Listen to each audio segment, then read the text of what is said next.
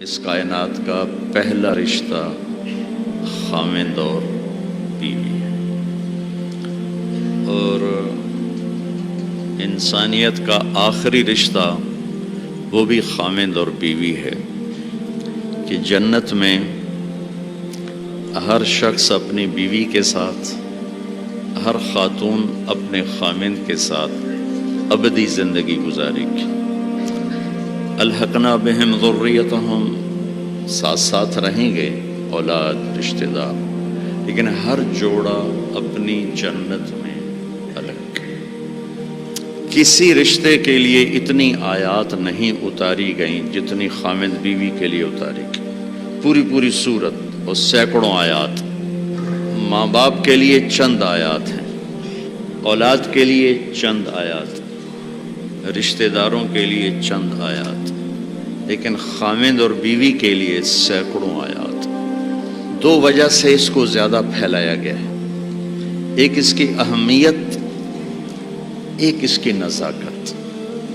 اہمیت یہ ہے کہ یہ بنیاد ہے، یہ اگر ہل گئی تو سارا معاشرہ ہل جائے گا، اور نزاکت اس لیے ہے کہ کوئی رشتہ ٹوٹتا نہیں، ماں بیٹے کا، ماں بیٹی کا، باپ بیٹے کا، بھائی بھائی کا، بہن بھائی کا رشتہ ٹوٹتا نہیں۔ خاوند بیوی کا رشتہ ایک بول پہ ٹوٹ جاتا، تو اس لیے اس کو محفوظ رکھنے کے لیے قرآن نے مضامین بیان کیے۔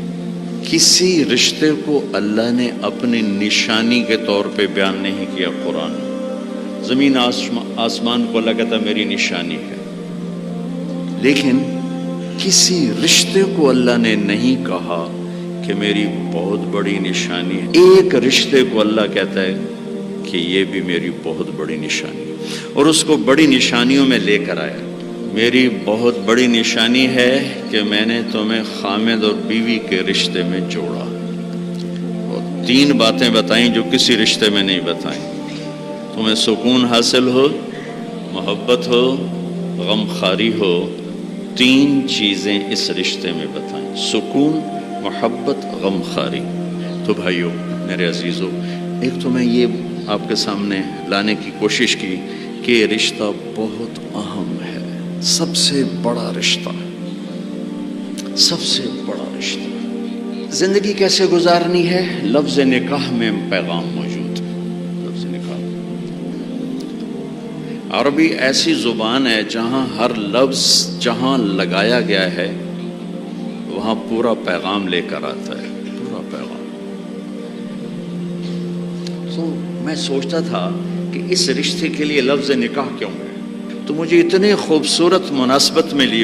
نکاح کا مطلب ہے دو چیزوں کا یکجان ہو جانا، دو چیزوں کا یکجان ہو جانا، اور بارش کے پانی کا زمین میں جذب ہو کر یکجان ہو جانا، نیند کا آنکھوں میں اتر کر سلا کے یکجان ہو جانا، مرد کا عورت پہ اعتماد کر کے ایک جان ہو جانا، درخت کی شاخوں کا ایسے آپس میں مل جل کر یکجان ہو کر چھاؤں بنا دینا، یہ ہے لفظ نکاح۔ مرد کے خوبصورت اخلاق جو دھیمی بارش کی طرح عورت کے دل پہ اترتے ہیں، جو زمین ہے اور وہ ایک سرسبز کھیتی بن جاتی ہے۔ دھیمی بارش والے اخلاق اپناؤ، تمہارا گھر آباد ہوگا۔ اخلاق بارش کی طرح ہیں اور بیوی زمین کی طرح ہے، اس کا دل تمہارے اخلاق سے متاثر ہو، نیند کا آنکھوں میں اتر جانا اور سلا دینا۔ تمہارے خوبصورت رویے تمہاری بیوی کو اتنی سکون کی زندگی دیں کہ وہ چین کی نیند سوئی چین سے اٹھے۔ کتنے گھر ٹوٹ گئے شک کی وجہ سے، شک۔ نیک پاک بیویوں پہ شک کرتے کرتے کرتے طلاقیں ہو گئی۔ ایک مزاج ہے، اس کے لیے عالم غیر عالم کی بات نہیں ہے، ایک مزاج ہے۔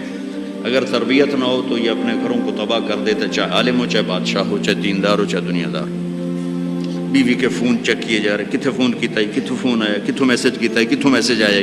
یہ ایسے الو ہیں کہ اپنا گھر تباہ کر کے بیٹھ جاتے ہیں۔ اعتماد کرنا، اعتماد دینا۔ اور چوتھا مطلب ہے شاخوں کا جڑ کے چھاؤں بنا دینا، جس کے نیچے نسل پروان چڑھتی۔ خاوند بیوی کے خوبصورت رویے اور اخلاق جو یوں مل کر ایک چھاؤں بناتے ہیں اور اس چھاؤں میں اگلی نسل پروان چڑھتی ہے۔